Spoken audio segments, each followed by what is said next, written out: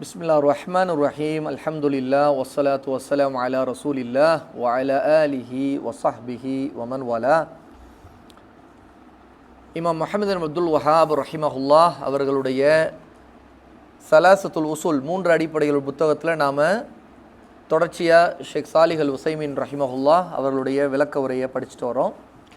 அதில் ஈமானுடைய அர்கான், தூண்கள், அடிப்படைகள், அதனுடைய வரிசையில் முதல்ல அல் ஈமானு பில்லாஹ், அல்லாஹுவை கொண்டு நம்பிக்கை கொள்வது பற்றி படித்தோம். அதற்கடுத்தது அல் ஈமானு பில் மலாயிகா, அல்லாஹுடைய மலக்குகளை கொண்டு நம்பிக்கை கொள்வது. அதோ அல்லாஹு தஆலா அந்த மலக்குகளை படைத்திருக்கிறான். நம்முடைய கண்களுக்கு தெரியாத, புலப்படாத ஒரு படைப்பு. அவங்க அல்லாஹை வணங்கி கொண்டிருக்கிறவங்க, அல்லாஹுக்கு மாறு செய்ய மாட்டாங்க, அவனுக்கு முழுக்க முழுக்க கட்டுப்பட்டு கீழ்ப்படிந்து நடப்பாங்க. அல்லாஹு தஆலா குர்ஆனில் சூரா அல் அன்பியா 21வது சூராவுடைய 19, 20 2 ஆயத்துகளில் சொல்கிறான், ஒமன் ஐந்தஹு லா யஸ்தக்பிரூன அன் இபாதத்திஹி வலா யஸ்தஹ்சிரூன் யுஸப்பிஹூன அல்லைல வன்னஹார லா யஃப்துரூன். அல்லாஹ்விடம் இருக்கக்கூடிய மலக்குகள் அவனை வணங்குவதை விட்டு பெருமை அடிக்க மாட்டார்கள், சோர்வடையவும் மாட்டார்கள். எப்போதும் இடைவிடாமல் அவர்கள் இரவிலும் பகலிலும் அவனை துதித்து கொண்டே, தஸ்பீஹ் செய்து கொண்டே இருப்பார்கள். இவர்கள் தான் மலக்குகளுடைய படைப்பு. இந்த மலக்குகள் அல்லாஹுடைய படைப்பில் மிகச்சிறந்த படைப்பு. அதாவது அல்லாஹை வணங்கி கொண்டிருப்பதால், அவனை கீழ்ப்படிவதால். அவங்களுடைய எண்ணிக்கை எவ்வளோங்கிறத அல்லாஹ் தான் அறிவான், நமக்கு தெரியாது. அல்லாஹு தஆலா குர்ஆனில் சொல்லுகிறான், மிஅராஜ் சம்பவத்தில் ரசூல் ஸல்லல்லாஹு அலைஹி வஸல்லமுடைய ஒரு ஹதீஸ் அனஸ் ரலியல்லாஹு அன்ஹு அறிவிக்கிறாங்க, அல் பைத்துல் மஅமூர், அதாவது பரக்கத் பொருந்திய வளமான இல்லம், அதாவது பைத், அது வானத்தில் இருக்குது. அந்த பைத்துல் மஅமூர் மஸ்ஜிதில் மலக்குகள் தொழுகிறாங்க. ரசூலுல்லாஹி ஸல்லல்லாஹு அலைஹி வஸல்லம் சொல்கிறாங்க, அல் பைத்துல் மஅமூர் எனக்கு காட்டப்பட்டது மிஅராஜில், அதை நான் பார்த்தேன், அது குறித்து ஜிப்ரீலிடம் கேட்டேன். இதுதான் அல்ஹம்துலில்லாஹ் யஹ்தீகுமுல்லாஹ் யுஸ்லிஹு பாலக்கும். அல் பைத்துல் மஅமூர் என்று ஜிப்ரீல் சொல்கிறாங்க. ஒவ்வொரு நாளும் 70,000 மலக்குகள் அதில் தொழுகிறாங்க. அதிலிருந்து வெளியேறக்கூடியவங்க திரும்ப அதற்குள் நுழையவே மாட்டாங்க. ஆனால் ஒவ்வொரு நாளும் 70,000 மலக்குகள் தொழுது கொண்டே இருக்கிறாங்க. அப்படி என்றால் எத்தனை மலக்குகளை அல்லாஹ் படைத்திருக்கான்னு அல்லாஹ் தான் அறிவா, நமக்கு தெரியாது. ஏன்னா அவ்வளோ மலக்குகள் பைத்துல் மஅமூரில் மட்டுமே தொழுதுகிட்டு இருக்கிறாங்க. அது அல்லாமல் எவ்வளோ மலக்குகள் அல்லாஹ்வுடைய கட்டளைப்படி வெளியே வேலை செய்துக்கிட்டே இருக்கிறாங்க, அல்லாஹ் படைச்சு கொண்டே இருக்கிறாங்க. அப்போ இமாம் புகாரி ரஹிமஹுல்லா 3207வது செய்தியாக இதை பதிவு செய்கிறாங்க. இப்போ மலக்குகளை பற்றி நம்முடைய நம்பிக்கையில் என்னென்ன விஷயங்களை நம்பிக்கை கொள்ளணும்? மிக முக்கியமான விஷயங்கள் 4 ஷேக் சாலிஹ் அல் உஸைமீன் குறிப்பிடுறாங்க. முதல் விஷயம், அல்லாஹ் அவர்களை படைத்திருக்கிறான் அப்படிங்கிற அவர்களை பற்றி படைப்பு ஒரு நம்பிக்கை, நம்முடைய முதல் நம்பிக்கை. அவங்களை பற்றி அறிய வேண்டிய, நம்பிக்கை கொள்ள வேண்டிய விஷயம், அவங்க படைக்கப்பட்டவர்கள்ங்கிறது. அதாவது கற்பனை அல்ல, உண்மையாக அல்லாஹ் படைத்திருக்கிறான்னு நம்ம அவங்கள பற்றி நம்பணும். 2வது, அவர்களில் யாருடைய பெயரை நாம் அறிந்திருக்கிறோமோ அந்த மலக்கை அவருடைய பெயரோடு நம்பிக்கை கொள்ளணும். உதாரணத்துக்கு ஜிப்ரீல், மீகாயில், இப்படி எந்தெந்த பெயர்களை குர்ஆனிலும் சுன்னாவில் அறிகிறோமோ அந்த பெயருள்ள மலக்குகளை பற்றி என்ன அறிகிறோமோ அந்த பெயரோடு சேர்த்து நம்பிக்கை கொள்ளணும். 3வது விஷயம், அவங்களுடைய தன்மைகள். ஜிப்ரீல் அலைஹிஸ்ஸலாத்து வஸ்ஸலாம் அவருடைய தன்மை என்ன, அவர்களை அல்லாஹ் எப்படி படைத்திருக்கிறான், அவர்களுக்கு அல்லாஹ் தஆலா 600 ரெக்கைகள் கொடுத்துருக்கிறான். இப்போது இந்த மாதிரி மலக்குகளுடைய தன்மை, அவர்கள் அல்லாஹ்வுக்கு கீழ்ப்படியக்கூடியவர்கள், அல்லாஹ்வை வணங்கக்கூடியவர்கள், இரவு பகலும் தொழக்கூடியவர்கள், இப்படின்னு அல்லாஹுடைய அந்த மலக்குகளை பற்றி என்னென்ன நம்ம அறிந்திருக்கிறோமோ குர்ஆன் சொன்னால அந்த தன்மைகளை, சிஃபாத்தை நம்ம அப்படியே நம்பிக்கை கொள்ளணும். ஜிப்ரீல் அலைஹிஸ்ஸலாத்து வஸ்ஸலாம் சம்பந்தமாக அவங்க மனித வடிவம் எடுத்து ரசூலுல்லாவோட வந்தது, அதற்கு முன்னாடி நபிமார்கள்ட்ட வந்தது. ஏன் மரியம் அலைஹிஸ்ஸலாத்து வஸ்ஸலாம் அவரிடம் ஜிப்ரீல் ஒரு அழகான வாலிபருடைய தோற்றத்தில் வந்தது. இந்த மாதிரி குர்ஆனிலும் சுன்னாவில் என்னென்ன செய்திகள் வந்திருக்குதோ அதையெல்லாம் நான் அப்படியே நம்பிக்கை கொள்ளணும். 4வது விஷயம், அல்லாஹ்வுடைய கட்டளைப்படி அவர்கள் நிறைவேற்றக்கூடிய காரியங்கள், அவங்களுடைய செயல்பாடுகள், அதான் அவங்களுடைய கடமைகளாக என்னென்ன குர்ஆன் சுன்னால நம்ம பார்க்குறோமோ அதை எல்லாவற்றையும் அப்படியே நம்பிக்கை கொள்ளணும். அவங்க செயல்பாடுகளில் அவங்க சோர்வடைய மாட்டாங்க, அவங்க அல்லாஹ்வை வணங்கக்கூடியவங்க. இப்படிப்பட்ட விஷயங்கள் என்னென்ன குர்ஆன் சுன்னாவில் நம்ம அறிகிறோமோ அதை எல்லாவற்றையும் நம்பிக்கை கொள்ளணும்.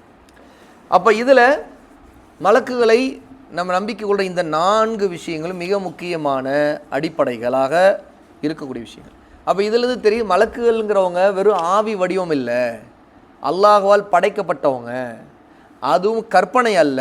அவங்களுக்குன்னு அல்லாஹ் தஆலா சில சிஃபத்துகளை கொடுத்துரும். அவங்களுக்குன்னு உடம்பு இருக்குது, ரெக்கைகள் உண்டு, அவங்க பறப்பார்கள், அவர்கள் படைக்கப்பட்டது ஒளியிலிருந்து படைக்கப்பட்டார்கள். இந்த மாதிரி பல விஷயங்களை நம்பிக்கை கொள்வது எல்லாமே அடி. அதே மாதிரி அவங்களுடைய செயல்பாடுகள், அவங்களுக்கான கடமைகள். இப்போ உதாரணத்துக்கு நம்முடைய வலப்புறம் இடப்புறம் இருக்கக்கூடிய மலக்குகளை பற்றி நம்பிக்கை. வலதுபுறம் இருக்கக்கூடியவர் நாம் செய்யக்கூடிய நல்ல காரியங்கள் அனைத்தையும் எழுதி விடுவார்.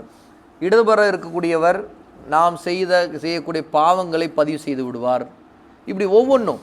அதே மாதிரி கபரில் நம்மிடம் கேட்கக்கூடிய கேள்விகள் கேட்கக்கூடிய முன்கர் நக்கீர் அந்த மலக்குகள். அதே மாதிரி நரகத்துடைய காவலர் மாலிக்.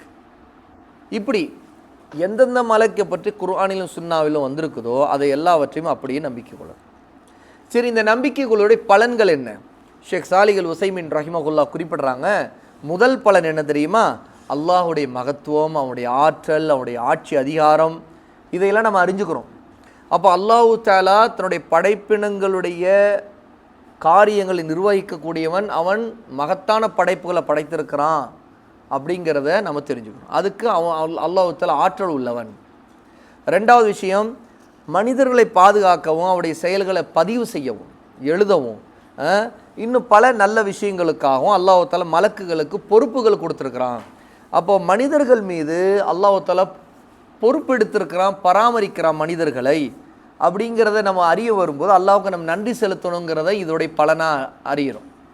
அப்போது ஒன்று அல்லாஹ்வுடைய ஆற்றல் அறிகிறோம். ரெண்டாவது அல்லாஹ் நமக்கு செய்யக்கூடிய இந்த நன்மைகள் இருக்குது, மலக்குகளை படைத்து இப்படிலாம் நமக்கு சில காரியங்களை நடத்துகிறான். அப்படிங்கும்போது அல்லாஹ்வுக்கு நம்ம நன்றி செலுத்தணும். மூன்றாவது விஷயம், அல்லாஹ்வையே வணங்கக்கூடியவங்களாக அவங்க இருக்கிறாங்க மலக்குகள்ங்கும்போது அவங்கள நேசிக்கணும். இது நம்முடைய ஈமானுடைய ஒரு பலன், மலக்குகள் மீதான நம்பிக்கைக்கு நமக்கு கிடைக்கக்கூடிய பலன். ஏன்னா அவங்க அல்லாஹ்வை அதிகமாக தஸ்பீஹ் செய்து நல்லடியார்களாக இருக்கிறாங்க. இப்படிப்பட்ட பல நன்மைகள் பலன்கள் நாம் மலக்குகளை பற்றி அறிய வேண்டிய விஷயங்கள் இருக்குது. குர்ஆனிலும் சுன்னாவிலும் நிறைய ஆயாத்துகள் ஹதீஸ்கள் மலக்குகளை பற்றி வந்திருக்குது. அது சில ஆயாத்துகளை நம்முடைய ஷேக் சாலிஹ் அல் உஸைமீன் ரஹிமஹுல்லா தங்களுடைய விளக்க உரையில் குறிப்பிடுறாங்க. அப்போ மலக்குடைய உடலமைப்பு பற்றி வரக்கூடிய வசனங்கள், உதாரணத்துக்கு சூரா அல் ஃபாத்திர் 35வது சூறாவுடைய முதல் ஆயா, அல்ஹம்துலில்லாஹி ஃபாத்திரிஸ் ஸமாவாதி வல் அர்தி ஜாஇலில் மலாயிகதி ருசுலன் உலில் அஜ்னிஹத்தின் மஸ்னா வ சுலாஸ வ ருபா. வானங்களை பூமி படைத்தவனும் மலக்குகளை தூது கொண்டு செல்பவர்களாக நியமித்தவனுமாகிய அல்லாஹ்வுக்குத்தான் எல்லா புகழும். அவர்களுக்கு அவன் 2 3 3ஆக 4 4ஆக ரெக்கைகளை கொடுத்திருக்கிறான். அப்போ அவங்களுக்கு மலக்குகளுக்கு ரெக்கைகள் உண்டுன்னு அல்லாஹ் தஆலா இந்த ஆயத்தில் குறிப்பிட்டிருக்கிறான். அதே மாதிரி இன்னொரு ஆயத்தில் சூரா அல் அன்ஃபால் 8வது சூறாவுடைய 50வது ஆயத், வலவு தரா இஸ் யதவஃபல்லதீன கஃபருல் மலாயிகத்து யத்ரிபூன வுஜூஹஹும் வ அத்பாரஹும். அதாவது காஃபிர்களுடைய உயிர்களை மலக்குகள் கைப்பற்றி கொண்டிருப்பதை நீங்கள் நபியே பார்த்தால் அதை எப்படி பார்க்க வேண்டும் தெரியுமா? எப்படி இருக்கும் தெரியுமா? அந்த மலக்குகள் அவருடைய முகங்களிலும் முதுகுகளிலும் அடிக்கிறார்கள். அப்போ காஃபிருடைய உயிர்களை எடுக்கக்கூடிய மலக்குகளுடைய ஒரு கடமை என்னன்னு கேட்டால், காஃபிர்களுக்கு உயிர் எடுக்கும்போது அவங்களுடைய முகத்திலும் முதுகிலும் கடுமையாக அடிப்பார்கள். இதை நீங்கள் நபியே பார்க்க வேண்டுமே அப்படின்ட்டு அல்லாஹ் தஆலா சொல்கிறான். அப்போ இந்த மாதிரி மலக்குகளுடைய செயல்பாடுகளை பற்றி குர்ஆனிலும் சுன்னாலும் வந்திருக்கிற ஆயத்துக்கள் மூலமாக நாம் நிறைய விஷயங்கள் தெரிஞ்சுக்கலாம். அதே மாதிரி ஹதீஸ்களில் பாருங்கள், நபி ஸல்லல்லாஹு அலைஹி வஸல்லம் சொல்கிறதாக அபூ ஹுரைரா ரலியல்லாஹு அன்ஹு அறிவிக்கிறாங்க. புகாரியில் 3609வது ஹதீஸ், இதா அஹப்பல்லாஹுல் அப்த நாதா ஜிப்ரீல். அல்லாஹ் ஒரு அடியானை நேசித்து விட்டால் ஜிப்ரீல் அலைஹிஸ்ஸலாத்து வஸ்ஸலாம் அவர்களை அழைப்பான். இன்னல்லாஹ யுஹிப்பு ஃபுலானன் ஃபஅஹ்பிப்ஹு ஃபயுஹிப்புஹு ஜிப்ரீல் ஃபயுனாதி ஜிப்ரீல் ஃபி அஹ்லிஸ் ஸமா. பாருங்க, ஜிப்ரீல் இடம் அல்லாஹ் சொல்லுவான், நிச்சயமா அல்லாஹ் இந்த அடியானை நேசிக்கிறான், எனவே ஜிப்ரீலே நீங்களும் இந்த அடியானை நேசியுங்கள்னு அல்லாஹ் சொல்லுவான். உடனே ஜிப்ரீல் அந்த அடியானை நேசிப்பார். உடனே அவர் மக்களுக்கு, அதாவது வானத்தில் இருக்கக்கூடிய மலக்குகள் எல்லோருக்கும் அறிவிப்பு செய்வார். என்ன அறிவிப்பு செய்வார் பாருங்க, இன்னல்லாஹ யுஹிப்பு ஃபுலானன் ஃபஅஹிப்புஹு ஃபஅஹிப்புஹு ஃபயுஹிப்புஹு அஹ்லுஸ் ஸமாஇ ثم யூதஉ லஹுல் கபூலு ஃபில் அர்த். பாருங்க, நிச்சயமா அல்லாஹ் இந்த அடியானை, அந்த பெயரை சொல்லி அல்லாஹ்வும் ஜிப்ரீலும் சொல்லும் போது அந்த அடியானுடைய பெயரை சொல்லுவோம். அது ஆணோ பெண்ணோ யாராக இருக்கட்டும், ஜிப்ரீல் நேசிக்கிறதோடு வானத்தில் இருக்கிற மலக்குகளுக்கு அறிவிப்பு செய்வார். அல்லாஹ் இந்த அடியான பெயரை சொல்லி அறிவிப்பு செய்வார், நானும் விரும்புகிறேன் நீங்களும் விரும்புங்கள் அப்படின்னு சொல்லுவார். உடனே வானத்தில் இருக்கிற எல்லா மலக்குகளும் அவரை நேசிப்பார்கள். பிறகு அந்த நேசம் பூமியில் இறக்கப்படும். அப்போ பூமியில் இருக்கிறவர்களும் அந்த அடியாரை நேசிக்க ஆரம்பிப்பார்கள். எவ்வளோ அழகான ஹதீஸ். அப்போது அல் ஹுப் மஹப்பத், அதாவது அன்பு நேசம்ங்கிறது அல்லாஹ்விடமிருந்து வர்றது. யாரை அல்லாஹ் நேசித்துட்டானோ அவங்களத்தான் ஜிப்ரீல் நேசிப்பார், எல்லா மலக்குகளும் நேசிப்பாங்க, மலக்குகளும் மட்டுமல்ல மனிதர்களும் நேசிப்பாங்க. அப்போது நாம் இந்த உலகத்தில் நேசத்தை மற்றவங்கள்ட்ட பெறணும்னா முதல்ல அல்லாஹ்வுடைய நேசத்தை தான் பெற பார்க்கணும். உண்மையிலே நாம் தகுதியானவர்கிட்டருந்து அந்த நேசத்தை பெறுவோம் அப்படின்னா, அல்லாஹ்வுடைய நேசம் நமக்கு கிடைச்சிச்சுன்னா தகுதியானவர்கள் நம்மை நேசிப்பாங்க. அப்போ அல்லாஹ்வுக்கு பிடித்த மாதிரி நடக்கணும் நாம், அப்போ தான் அல்லாஹ்வை நேசிப்பான். அல்லாஹ் நேசிச்சிட்டானா ஜிப்ரீல் நம்மை நேசிப்பார், எல்லா மலக்குகளும் நேசிப்பாங்க, வானத்தில் இருக்கிற மலக்குகளும் நேசிப்பாங்க, பூமியில் இருக்கிற மலக்குகளும் நேசிப்பாங்க, மனிதர்களும் நேசிப்பாங்க, நல்லவர்கள் நேசிப்பாங்க. அவருக்கு அங்கீகாரத்தை அல்லாஹ் கொடுத்துருவான். அப்போ இந்த ஹதீஸிலிருந்து நம்ம இதை தெரிஞ்சுக்கலாம். இன்னும் அதே மாதிரி இன்னொரு ஹதீஸை ஷேக் சாலிஹ் அல் உசைமின் குறிப்பிட்றாங்க.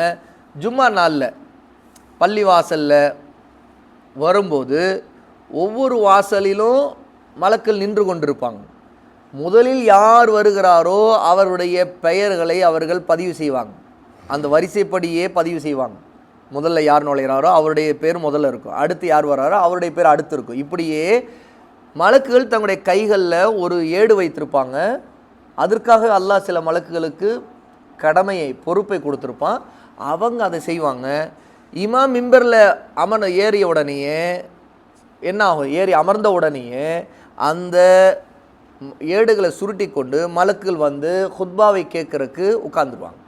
ஏன்னா இமாம் மிம்பரில் உட்காருவார், உடனே மலக்குகள் வந்து உட்காந்துருவாங்க. பிறகு பாங்க சொல்லப்படும், பாங்க சொன்னோடனே இமாம் ஹுத்பா கொடுக்க ஆரம்பிச்சிருவார் எழுந்து நின்று. அப்போது இது நடக்கும்போது மலக்குகள் அந்த ஹுத்பாவை விரும்பி நேசித்து வந்து கேட்பாங்கன்ட்டு ரசூல் ஸல்லல்லாஹு அலைஹி வஸல்லம் சொல்கிறாங்க. அபூ ஹுரைரா ரலியல்லாஹுடைய ஹதீஸ் புகாரில் 929 ஹதீஸாக இடம்பெறுது. அப்போ இது எல்லாமே மலக்குகளை பற்றி நம்முடைய அகீதா, நம்முடைய நம்பிக்கை. இன்னும் எவ்வளோ விஷயங்கள் இருக்குது, நம்ம அதை பற்றி விரிவாக படித்து இன்னும் நிறைய தெரிஞ்சுக்கும் போது நம்முடைய ஈமான் அதிகரிக்கும். இது நம்முடைய கட்டாயமான நம்பிக்கைகளில் உள்ளது. ஏன்னு கேட்டால் இது ஈமானுடைய ஒரு தூண். அப்படிங்கிறதுனால தான் ஷேக் சாலிஹ் அல் உசைமின் ரஹிமஹுல்லாஹ் இது அழகான முறையில் இந்த ஆதாரங்களை கொடுத்து சுருக்கமாக விளக்கியிருக்கிறாங்க.